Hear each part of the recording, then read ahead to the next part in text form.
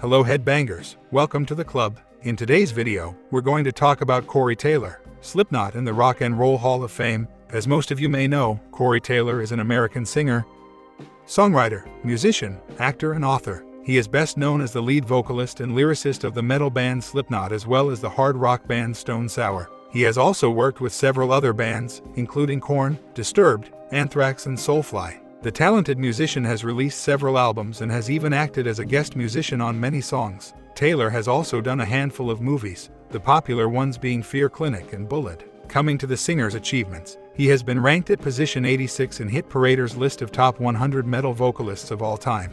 He was also honored by NME as the 7th greatest heavy metal frontman. Corey even holds the record of possessing the second widest vocal range in contemporary popular music. Corey's main band and one of the most successful metal acts of the last 20-plus years, Slipknot, is an American heavy metal band formed in Des Moines, Iowa, in 1995 by percussionist Sean Crahan, drummer Joey Jordison, and bassist Paul Gray. After several lineup changes in its early years, the band settled on 9 members for more than a decade: Crahan, Jordison, Gray, Craig Jones, Mick Thompson, Corey Taylor, Sid Wilson, Chris Fain, and Jim Root. Gray died on May 24, 2010, and was replaced from 2011 to 2014 by guitarist Donnie Steele. Jordison was dismissed from the band on December 12, 2013. Steele left during the recording sessions for Point 5 The Gray Chapter. The band found replacements in Alessandro Venturella on bass and Jay Weinberg on drums. After the departure of Jordison, as of December 2013, the only founding member in the current lineup is percussionist Crahan.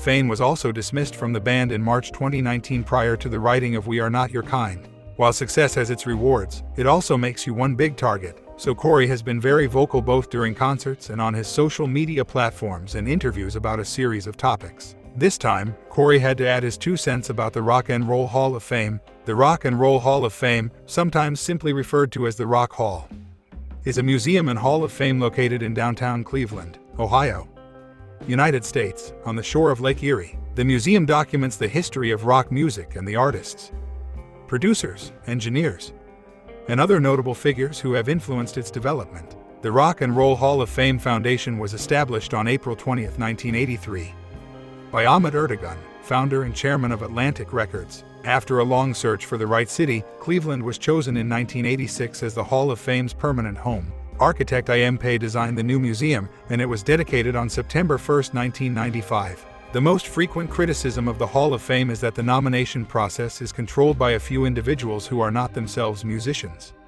such as founders Jan Wenner and Susan Evans, and writer Dave Marsh, reflecting their personal tastes rather than public opinion as a whole. A former member of the nominations board once commented that at one point Susan Evans lamented the choices being made because there weren't enough big names that would sell tickets to the dinner. That was quickly remedied by dropping one of the doo-wop groups being considered in favor of a name artist. I saw how certain pioneering artists of the 50 seconds and early 60 seconds were shunned because there needed to be more name power on the list, resulting in 70 seconds superstars getting in before the people who made it possible for them. Some of those pioneers still aren't in today. Sister Rosetta Tharpe is often considered the godmother, grandmother of rock and roll, but was not chosen for induction until 2017. Velvet Underground drummer Maureen Tucker has dismissed the Hall of Fame as the Hall of Lame despite the band being inducted a couple of years prior to the remark. Several bands have also complained about either being blocked by or ignored by the members of the Hall of Fame. Now, Corey Taylor was recently interviewed by Laser 103.3, and he indicated he may turn down the Rock and Roll Hall of Fame if Slipknot get inducted. Corey said, "I got to tell you, I don't care about that hall.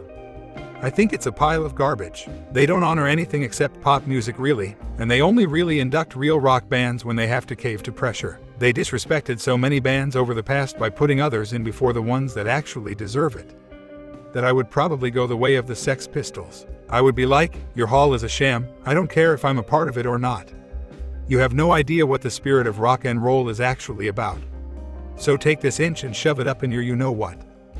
That's basically where I'm at, and obviously, I'm not getting any brownie points, and I probably will never be nominated, but I don't really care. So it's pretty obvious why Corey isn't a fan of the hall and the reasons why he'd most likely decline an offer to be inducted. Do you agree with him though? Let me know in the comments below. Thanks for watching another video and see you soon.